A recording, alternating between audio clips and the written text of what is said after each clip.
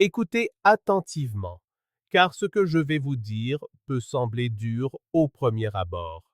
Mais si vous prenez le temps d'entendre, vous commencerez à voir la réalité telle qu'elle est et non telle qu'on vous a appris à la croire. Chaque homme, à un moment ou à un autre, tente de rendre une femme heureuse. C'est presque un rite de passage. Vous la rencontrez, vous tombez amoureux, et au plus profond de vous, vous commencez à croire que si vous l'aimez assez, la protégez assez, subvenez assez à ses besoins, elle finira par se détendre et trouver le bonheur. Mais ce que vous ne réalisez pas, c'est que la plupart des femmes d'aujourd'hui ne sont pas faites pour le contentement. Non pas parce qu'elles sont mauvaises ou ingrates, mais parce que la vie moderne a reprogrammé leur psychologie pour une insatisfaction perpétuelle. Nous vivons à une époque où l'on dit aux femmes qu'elles peuvent tout être, tout avoir, tout ressentir et ne jamais se contenter de moins. Cela semble valorisant, n'est-ce pas? Sauf que lorsqu'on étend les attentes humaines à l'infini, la satisfaction devient mathématiquement impossible. Plus vous croyez avoir d'options, moins vous êtes capable de ressentir la paix avec ce qui se trouve devant vous. C'est cela qui détruit le bonheur féminin. Une femme peut avoir un homme fidèle, un foyer stable, des enfants aimants, une vie décente, et pourtant rester éveillée la nuit, à se demander ce qu'elle aurait pu avoir d'autre. La malédiction du plus a remplacé le don du assez. Sa mère rêvait peut-être d'un mari loyal et d'un toit qui ne fuit pas. Elle a ces choses, mais elle a aussi un téléphone qui lui montre des milliers de vies qui semblent meilleures que la sienne. Elle fait défiler les moments forts des vacances, des mariages, des visages et des modes de vie d'autres femmes, et elle est inconsciemment empoisonnée par la comparaison. Elle pense observer les autres. En réalité, elle se mesure à des illusions. Chaque glissement de doigt lui dit qu'elle est en retard, qu'elle passe à côté de quelque chose, qu'elle aurait pu faire mieux. C'est pourquoi elle est agitée, même quand tout va bien autour d'elle.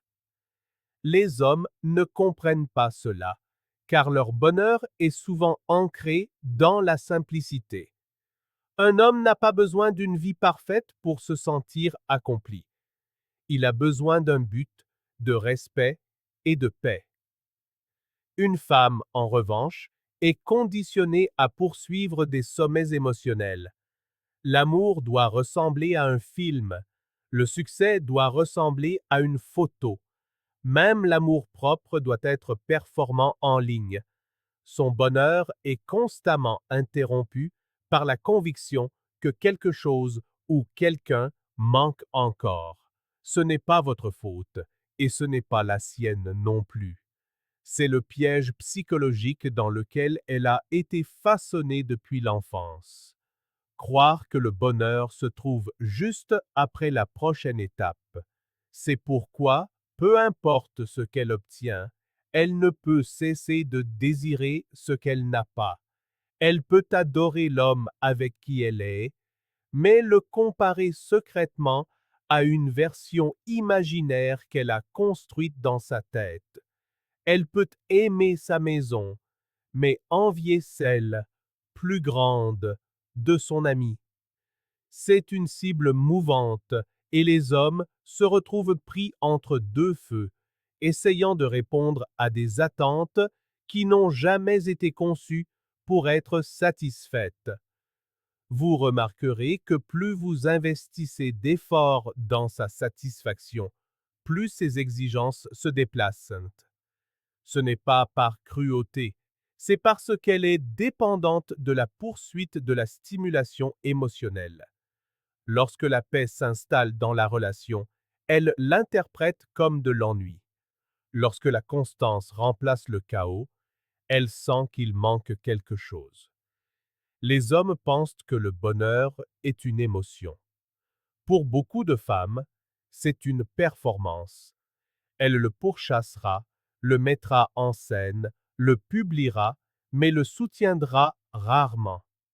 Et si vous êtes l'homme à ses côtés, essayant de combler des vides qu'elle ne veut même pas reconnaître, vous finirez épuisé, confus et invisible. Vous commencerez à vous remettre en question. Qu'ai-je fait de mal? Pourquoi n'est-elle pas heureuse alors que je lui ai tout donné? Mais vous n'avez rien fait de mal.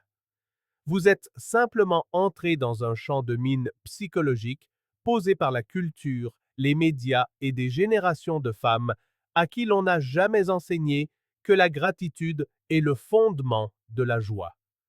Elle n'est pas malheureuse à cause de vous. Elle est malheureuse parce qu'elle a perdu la capacité de ressentir la satisfaction sans validation. Et c'est une guerre qu'aucun homme ne peut gagner. Laissez-moi vous dire quelque chose qui permettra enfin à beaucoup d'hommes de respirer. Son malheur n'est pas personnel, ce n'est pas une réaction au fait que vous ne seriez pas assez. C'est un reflet de son paysage intérieur. La plupart des femmes modernes vivent dans une boucle psychologique où la paix est perçue comme une menace. Dès que la vie devient calme, son esprit se met à murmurer « Est-ce que c'est tout ?» Cette simple pensée a détruit plus de relations que l'infidélité ne le pourra jamais.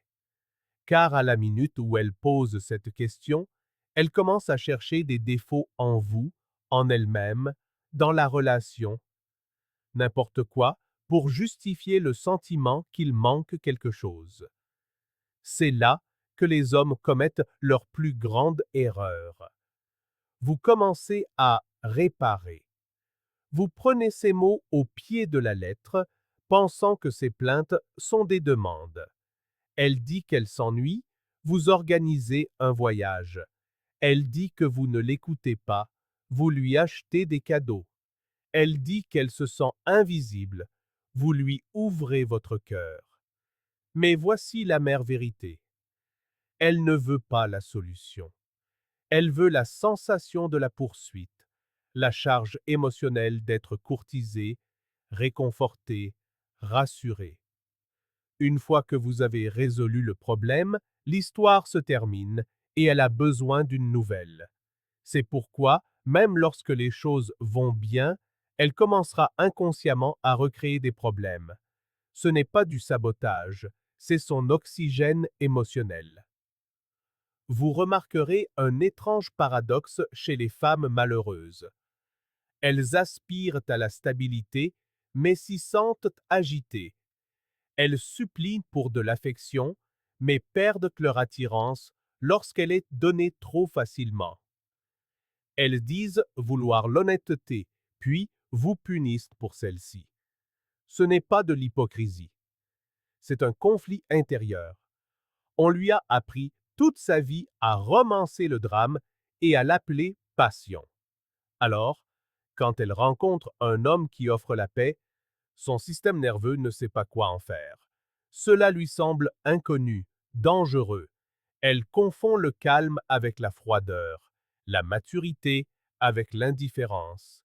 Et c'est là que les hommes commencent à se briser, car votre instinct est de prendre soin, de réparer, de protéger. Vous pensez que si vous l'aimez de la bonne manière, elle sera enfin heureuse. Mais chaque fois que vous réussissez, elle déplace l'objectif. Et plus vous courez après son bonheur, plus elle perd le respect pour vous. Non pas par cruauté, mais parce qu'au fond, elle sent que vous essayez de mériter ce qui devrait être donné librement, l'appréciation. C'est alors qu'elle commence à vous tester, à se retirer émotionnellement, à comparer, à chercher la petite bête. Pas consciemment, mais pour voir si vous plierez encore. Et vous le ferez parce que vous l'aimez. Mais voici ce que la plupart des hommes ne réalisent jamais. Lorsqu'une femme sent que vous êtes devenu son serviteur émotionnel, elle cesse de vous voir comme son égal. Elle ne l'admettra peut-être pas, mais le respect meurt en silence, et sans respect, l'attirance s'évanouit. C'est pourquoi tant d'hommes se réveillent un jour à côté de la même femme qui les adorait autrefois, pour la trouver froide, irritable et distante. Elle dira des choses comme ⁇ Je ne sens plus l'étincelle ⁇ Ce qu'elle veut dire, c'est ⁇ J'ai épuisé le mystère, et maintenant je m'ennuie de l'homme qui a essayé de me sauver de moi-même. Les femmes ne veulent pas consciemment être malheureuses, mais beaucoup ont été entraînées à confondre la turbulence émotionnelle avec le sens. Elles désirent les montagnes russes parce que cela leur donne l'impression d'être vivantes. La paix, la gratitude, le contentement, c'est trop plat, trop silencieux. Cela ne crée pas d'histoire, cela ne fait pas dire à ses amis « Waouh, tu as tellement de chance !» Mais le plus ironique, c'est que les choses mêmes qui créent un bonheur durable sont celles que la culture moderne lui a appris à mépriser. La fiabilité, la simplicité, la routine, la gratitude. Elle veut le feu, sans réaliser que ce même feu consume tout ce qu'il touche. Et lorsque la fumée se dissipe, elle se retrouve à contempler les cendres de quelque chose qui aurait pu être paisible, beau et réel. Avez-vous déjà remarqué à quel point l'insatisfaction d'une femme grandit en proportion directe de l'amour qu'elle reçoit? C'est contre-intuitif, mais vrai. Plus elle se sent en sécurité, plus son esprit commence à vagabonder. Le psychisme féminin, lorsqu'il n'est pas entraîné à la gratitude, recherche la friction émotionnelle. Quand les choses sont stables, le chaos commence à lui manquer. Et quand les choses sont chaotiques, elle prie pour la stabilité. C'est un pendule qui ne s'arrête jamais. Les hommes, eux, trouvent du réconfort dans la paix. Ils bâtissent des empires sur la prévisibilité. Ils trouvent de l'accomplissement dans les petites victoires, un matin tranquille, une tâche achevée, une partenaire qui sourit quand il rentre. Mais pour beaucoup de femmes, ce genre de paix ressemble à la mort. Le calme expose ce qu'elles ont passé leur vie à fuir, elles-mêmes. Car lorsque le bruit s'estompe, lorsqu'il n'y a plus de drame auquel réagir, pas de problème à résoudre, pas de nouveaux désirs à poursuivre, ce qui reste, c'est le silence brut de l'être. Et pour beaucoup de femmes, ce silence est insupportable. Dès l'enfance, les filles sont récompensées pour être désirées, admirées, choisies. Leur identité se forme autour de l'attention extérieure. Alors, quand un homme leur donne enfin un amour inconditionnel, quand il cesse de les poursuivre parce qu'il est déjà là, elles commencent à perdre leur point d'ancrage. La validation s'estompe et elles paniquent. M'aime-t-il encore? S'ennuie-t-il de moi? Ai-je perdu ma magie? Et au lieu d'affronter cette insécurité intérieure, elles fabriquent une crise pour raviver la tension. Soudain, la paix que vous avez mis tant d'efforts à construire se transforme en tension. L'ironie, c'est que plus vous essayez de la rendre heureuse, plus elle vous associe à l'épuisement de cet effort. Votre amour devient un miroir qui reflète son mécontentement. Elle vous regarde et sent le poids de son propre vide. Et plutôt que de l'affronter, elle le projette sur vous. Tu as changé. Tu n'es plus le même. Tu ne me rends plus heureuse. C'est un scénario plus vieux que n'importe quelle application de rencontre, plus vieux que la civilisation elle-même, et la plupart des hommes y tombent à chaque fois. C'est alors que la dynamique s'inverse. L'homme qui était autrefois confiant devient prudent. L'homme qui menait commence à s'excuser pour des choses qu'il n'a pas faites. Il se met à lire des livres de développement personnel sur la façon de mieux comprendre les femmes, alors que la seule chose qu'il devait comprendre était ceci. Un bonheur qui dépend des efforts d'un autre est voué à l'autodestruction. On ne peut pas remplir un puits sans fond. On ne peut pas aimer plus fort que quelqu'un qui ne sait pas rester en paix avec son propre cœur. Voici la vérité cachée que la plupart des hommes n'apprennent jamais. Les femmes ne perdent pas le respect pour vous parce que vous cessez de les aimer. Elles le perdent lorsque votre amour devient désespéré, lorsque vous commencez à prouver au lieu de choisir, lorsque vous transformez l'affection en stratégie. Elle le sent instantanément, même si elle ne peut l'expliquer. C'est là qu'elle commence à s'éloigner, à tester votre détermination, à essayer de retrouver le tranchant qu'elle admirait autrefois en vous. Et vous, pensant que c'est de votre faute, donnez encore plus. Plus de temps, plus d'émotions, plus de vous-même, jusqu'à ce qu'il ne reste plus que du ressentiment.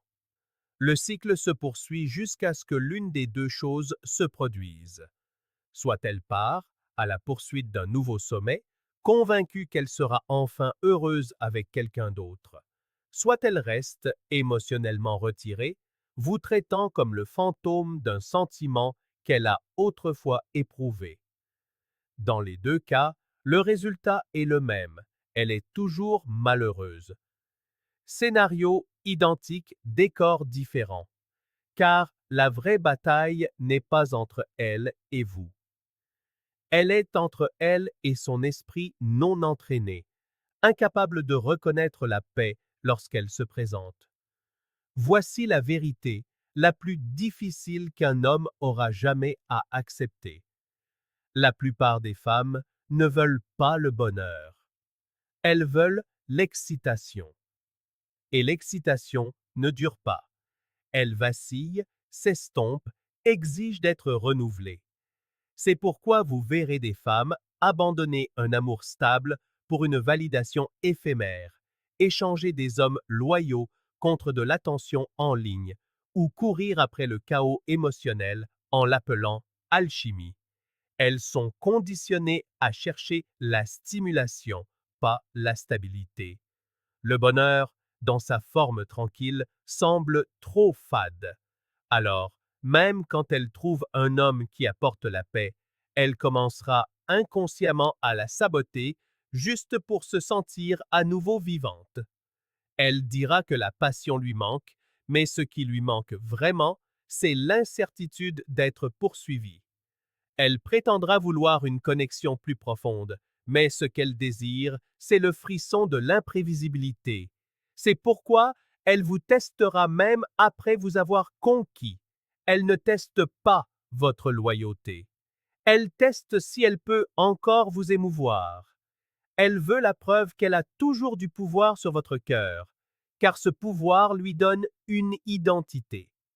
Dès qu'elle vous sent impassible, calme, imperturbable, son insécurité se met à murmurer ⁇ Il ne m'aime plus ⁇ C'est le paradoxe que les hommes doivent comprendre.